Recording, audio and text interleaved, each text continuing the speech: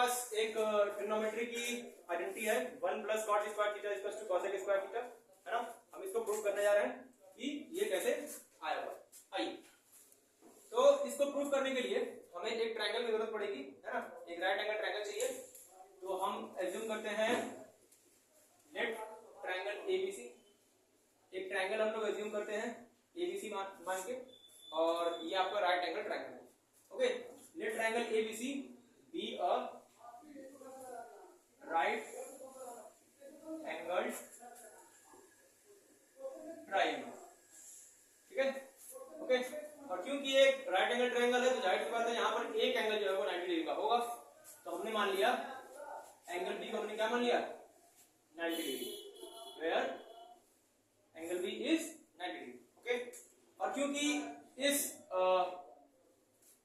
Identity में हम theta पर बात कर रहे हैं, तो जो हमारा ट्रायंगल होगा उसमें एक एंगल आपका थीटा का भी होना चाहिए। तो मैंने एंगल ए को मान लिया, एंगल ए क्या है, एंगल ए है आपका थीटा। एंगल ए क्या है, एंगल ए है थीटा, ठीक है। अब आइए जिस ट्रायंगल की हम बात कर रहे हैं उस ट्रायंगल को बना लेते हैं। तो ये बन गया आपका ट्रायंगल एबीसी। 90 डिग्री कहाँ है, एंगल बी पर, ये रहा आपका 90 डिग्री, और ये हो गया एंगल बी।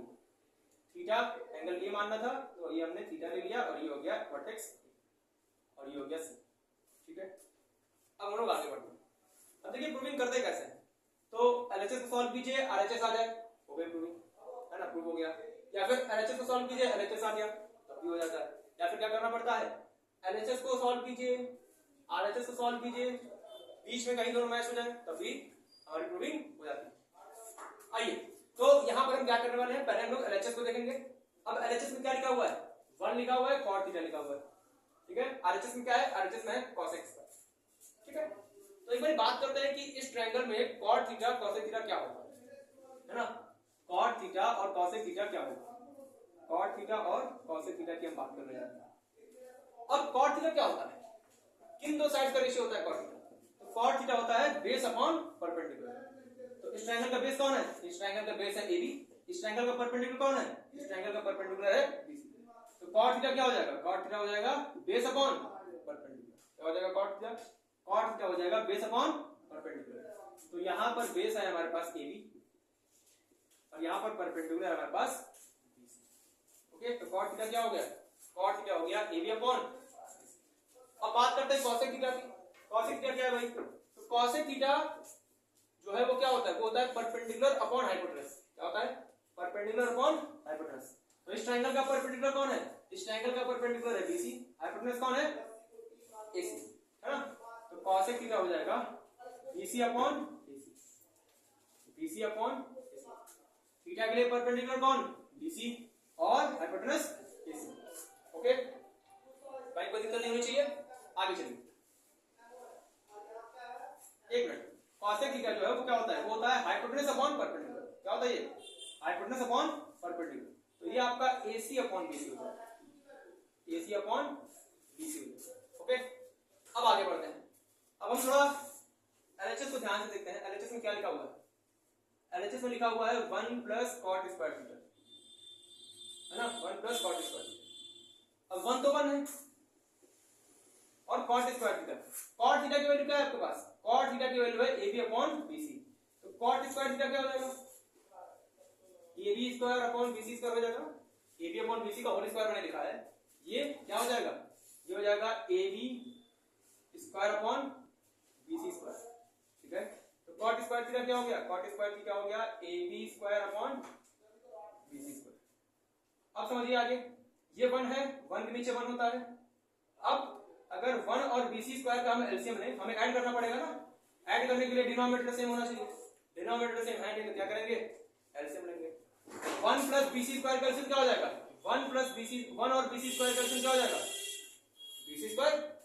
अब ये 1 अगर BC स्क्वायर बना, यहां पर हमने क्या मल्टीप्लाई किया, BC स्क्वायर, ऊपर भी BC स्क्वायर मल्टीप्लाई करना पड़ेगा।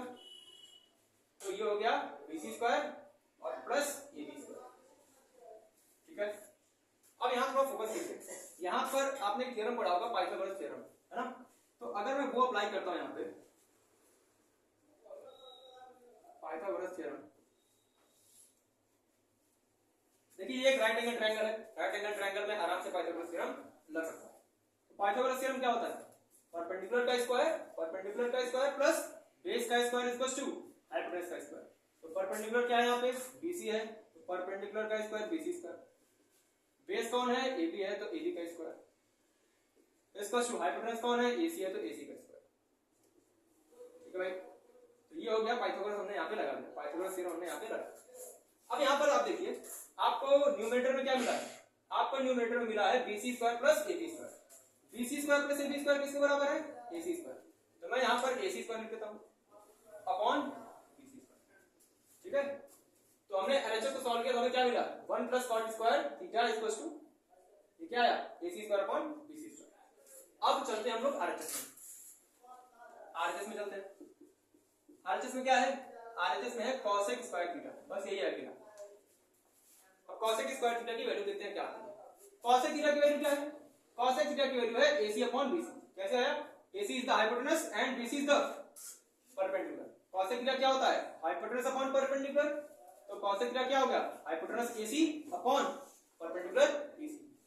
अब cosec थीटा का स्क्वायर करेंगे तो क्या मिलेगा हमें? cosec स्क्वायर थीटा क्या हो जाएगा? ये हो जाएगा AC square upon BC square हो जाएगा ना, BC square upon BC square. तो cosec स्क्वायर थीटा क्या हो गया? ये हो गया AC square upon BC square.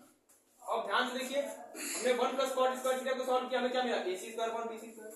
cosec square theta की वैल्यू ये आ रही है AC square upon BC square. क्या ये दोनों बराबर हो गए? क्या ये दोनों इक्वल हो गए? बिल्कुल इक्वल हो गए। तो हम क्या लिखेंगे? लिखेंगे since LHS equals to RHS, since LHS equals to RHS, है ना, hence 1 plus cot square theta equals to cosec square theta, है ना, ये हमने ऐसे प्रूव कर दिया। ठीक है,